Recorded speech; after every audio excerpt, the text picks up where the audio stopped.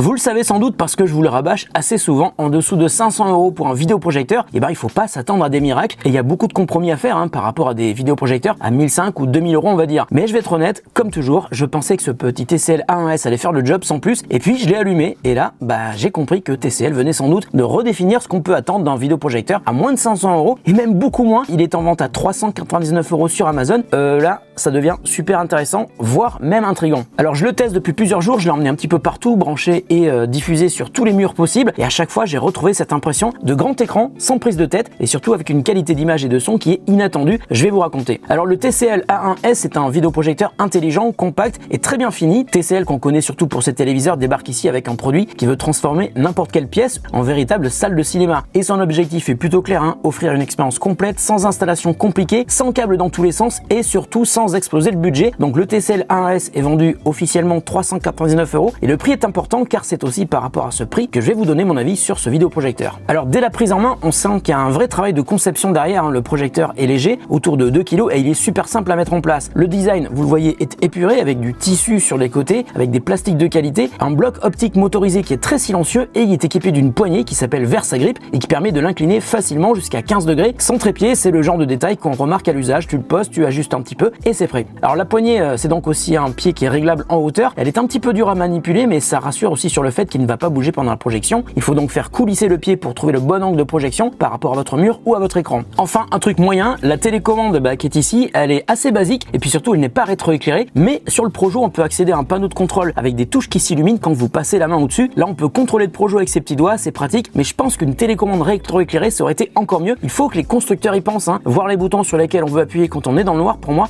c'est indispensable. Et puis une dernière très bonne idée du côté du design, le projecteur est livré dans une petite valise rigide qui permet de ranger l'alimentation, la télécommande et le projecteur pour le transporter et bien le protéger. Tout est capitonné, le Projo ne bouge pas une fois qu'il est rangé et ça renforce un petit peu ce côté nomade et très pratique. Bon alors maintenant côté image, on est sur une résolution Full HD 1080p avec une compatibilité 4K. Attention, compatibilité 4K, ça veut dire qu'il peut accepter des sources 4K en entrée, mais évidemment elles seront diffusées au mieux en 1080p. Il affiche une luminosité de 600 lumens ISO, même dans une pièce qui est pas complètement sombre, l'image reste propre et colorée et surtout TCL a intégré une technologie qui s'appelle TrueHue, qui est un traitement d'image intelligent qui ajuste automatiquement la luminosité, le contraste et les couleurs image par image pour éliminer les tons artificiels. Et sur un Projo à ce prix en général, c'est là où ça part en cacahuète, mais là pour le coup c'est assez satisfaisant. Le résultat, des noirs qui sont plutôt convaincants avec des visages naturels, des films ou des séries sombres qui gardent leurs nuances sans virer au gris. Bon évidemment on peut pas le comparer à un Projo à 2000 €, mais à moins de 400 €, pour moi c'est du jamais vu. Alors ce que je regrette en revanche c'est le traitement HDR. Alors oui il est compatible HDR, mais je trouve qu'il a un petit peu du mal à équilibrer correctement les zones sombres et les zones claires, mais franchement je chipote, à ce tarif j'ai jamais vu un Projo qui donne une aussi belle image. Alors la taille de projection peut aller de 45 à 150 pouces et le rendu reste stable sur toute la plage. Bon évidemment la taille dépend du recul, mais je vous conseille de ne pas dépasser 150 pouces si vous souhaitez conserver une excellente qualité d'image et surtout une luminosité satisfaisante. Mais attention, 150 pouces c'est déjà énorme, ça fait 3,81 m de diagonale sur un mur blanc, c'est immense. Et puis il faut trouver le mur qui fasse cette taille. Dans mon studio j'ai testé sur un écran blanc qui me donnait environ une image de 100 pouces, donc 2,53 m et c'était absolument génial. Alors j'ai commencé par le tester en mode standard, on peut aussi accéder à des réglages personnalisés, on peut aussi passer en mode éco, en mode cinéma ou en mode jeu. Alors attention, je précise, c'est pas un Projo dédié au gaming, il y a un temps de latence qui est assez important, enfin c'est ce dont je me suis aperçu, car sur ce type de projecteur plug and play et pas cher,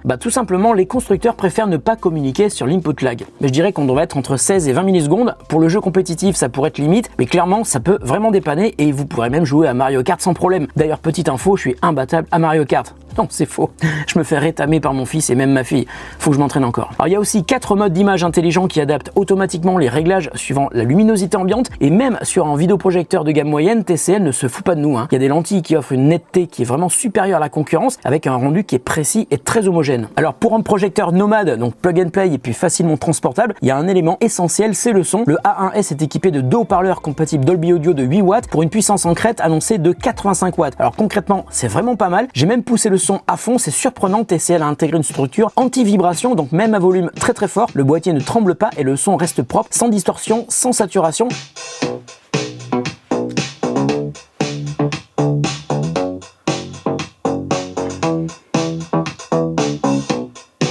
Là je suis à 1 mètre du projecteur et je suis presque à fond, ça sature pas du tout.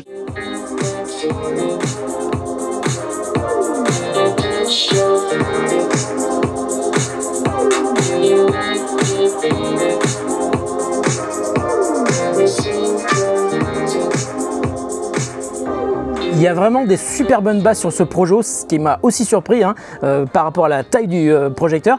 Alors ce qui est marrant, c'est que ce week-end j'étais en famille et on était en train de jouer à la Switch, vous l'avez vu dans la vidéo, mais on a aussi utilisé le TCL A1S comme enceinte Bluetooth pour remplir une pièce de 30 mètres carrés. On avait oublié notre enceinte, donc on a écouté de la musique sur Spotify sur ce Projo et c'était vraiment hyper quali, ça nous a bien rendu service.